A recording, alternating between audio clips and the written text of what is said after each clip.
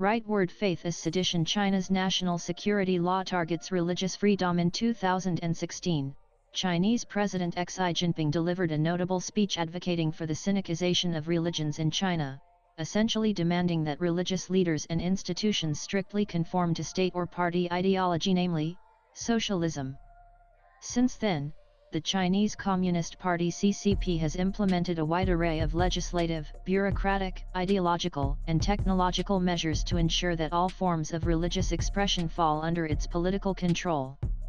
Those failing to comply have faced persecution and prosecution. Recently, the CCP introduced regulations, effective from May 1, which bar foreign missionaries from preaching or establishing religious organizations without explicit party approval.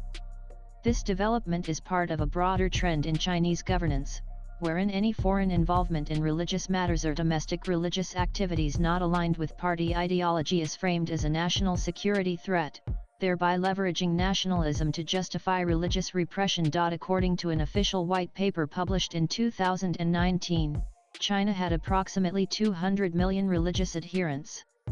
The majority were Tibetan Buddhists, with 20 million Muslims, 38 million Protestant Christians, and 6 million Catholic Christians.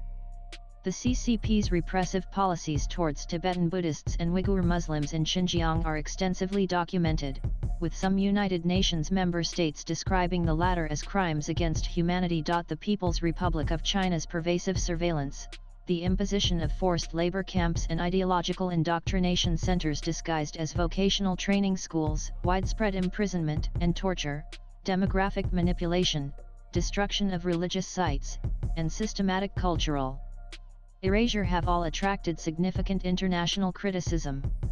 Nevertheless, what is often overlooked by global human rights organizations is the more subtle deployment of legal mechanisms by the state to undermine and criminalize independent religious practices, all under the pretext of nationalist rhetoric. Article 36 of China's constitution guarantees citizens the right to freedom of religious belief, yet it tempers this by specifying that the state will safeguard only normal religious activities and will not permit foreign forces to exert influence over religious affairs.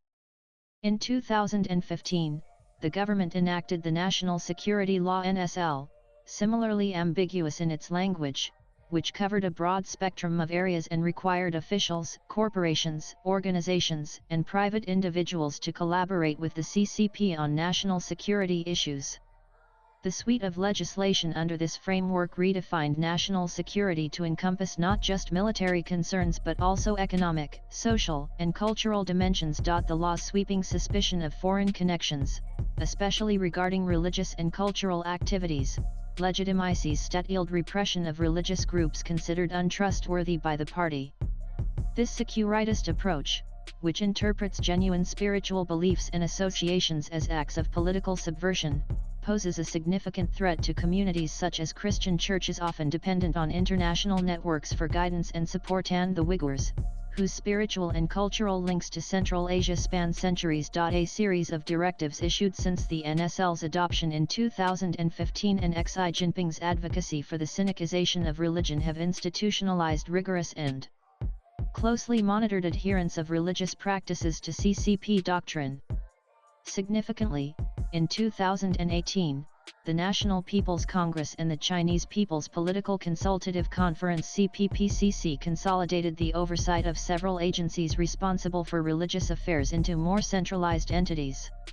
For example, the Three Self-Patriotic Movement, the China Christian Council, and the State Administration for Religious Affairs, which had previously somewhat mitigated the state's absolute control over Christian activities, were placed under the authority of the United Front Work Department. In 2020, the national security law was extended to Hong Kong, a region previously insulated from the CCP's sinicization policies due to the protections afforded by the Basic Law and the One Country, Two Systems framework.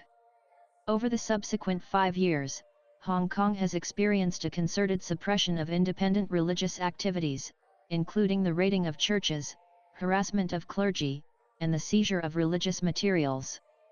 The year the legislation was imposed on Hong Kong, authorities targeted the Good Neighbor North District Church for its support of pro-democracy demonstrators, conducting a raid and freezing the bank accounts of the Church's charitable arm, its pastor, and his spouse. Likewise, in 2022, Catholic Bishop Emeritus Cardinal Joseph Zen was detained under the national security law, accused of collusion with foreign forces due to his role as trustee of the 612 Humanitarian Relief Fund.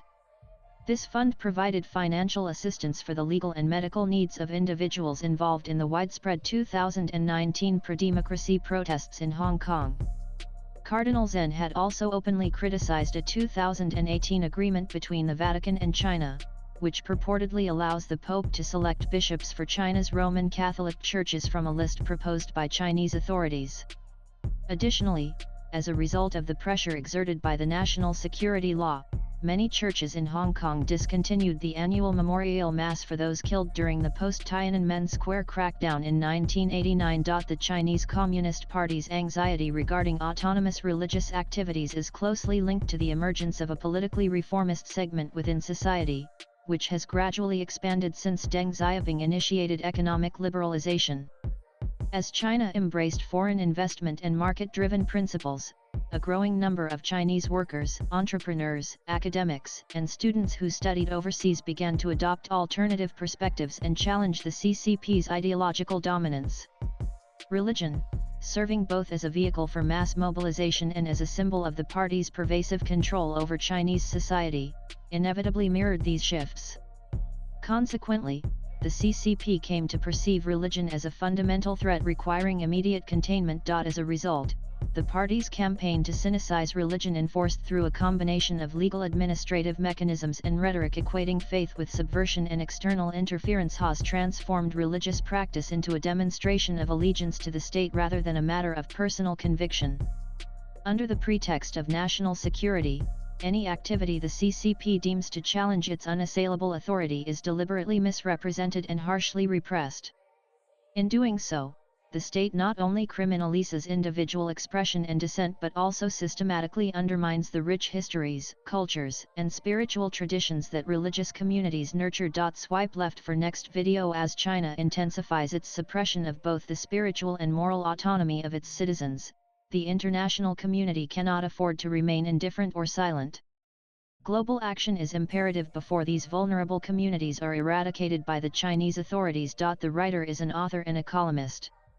His X handle is Aaron Anand Live. Views expressed in the above piece are personal and solely those of the author.